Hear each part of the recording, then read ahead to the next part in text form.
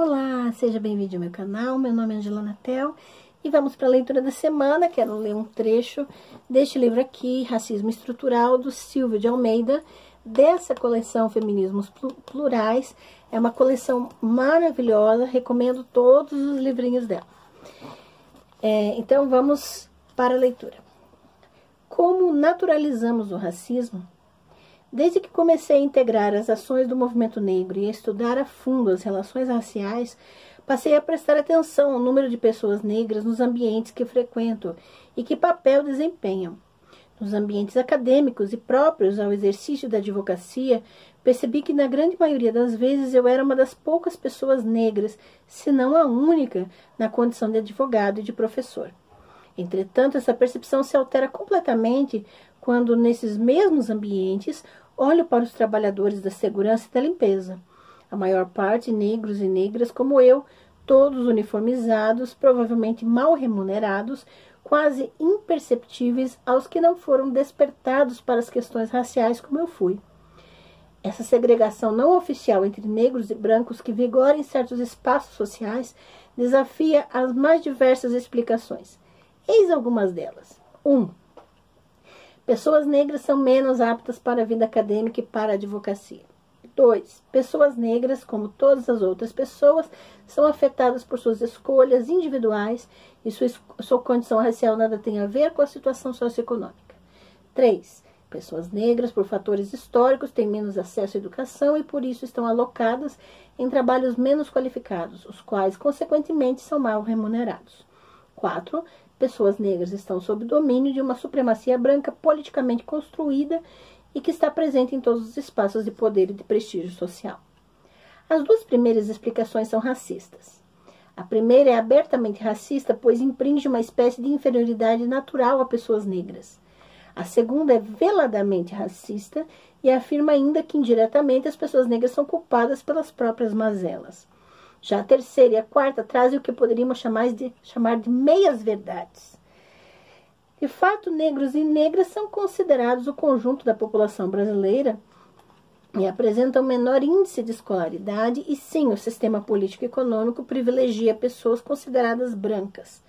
Mas o que as explicações 3 e 4 não mostram é o motivo pelo qual pessoas não brancas têm menos acesso à educação e como e por que pessoas brancas obtêm vantagens e privilégios sociais. Todavia, por mais que sejam bastante diferentes umas das outras, as tentativas acima de explicar a desigualdade racial têm em comum o fato de que são o resultado de elaborações intelectuais que em determinados momentos ganharam até mesmo status de ciência.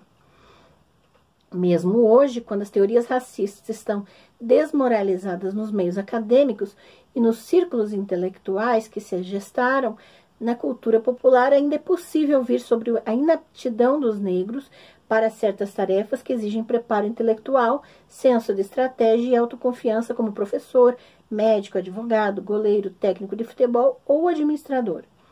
As constatações acima nos levam a algumas questões importantes.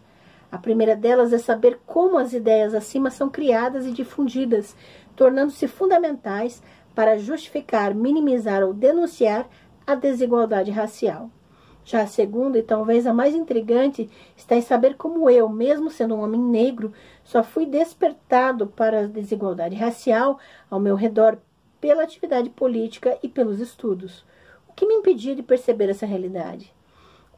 O que me levava a naturalizar a ausência de pessoas negras em escritórios de advocacia, tribunais, parlamentos, cursos de medicina e bancadas de telejornais? O que nos leva, ainda que negros e brancos não racistas, a normalizar que pessoas negras sejam a grande maioria em trabalhos precários e insalubres, presídios e morando sob marquises e em calçadas? Por que nos causa a impressão de que as coisas estão fora do lugar ou invertidas quando avistamos um morador de rua branco, loiro e de olhos azuis ou nos deparamos com um médico negro? Todas essas questões só podem ser respondidas se compreendermos que o racismo, enquanto processo político e histórico, é também um processo de constituição de subjetividades, de indivíduos cuja consciência e afetos estão de algum modo conectados com as práticas sociais. Em outras palavras, o racismo só consegue se perpetuar se for capaz de 1. Produzir um sistema de ideias que forneça uma explicação racional para a desigualdade social. E 2. Constituir sujeitos cujos sentimentos não sejam profundamente abalados diante da discriminação e da violência racial e que considerem normal e natural que no mundo haja brancos e não brancos.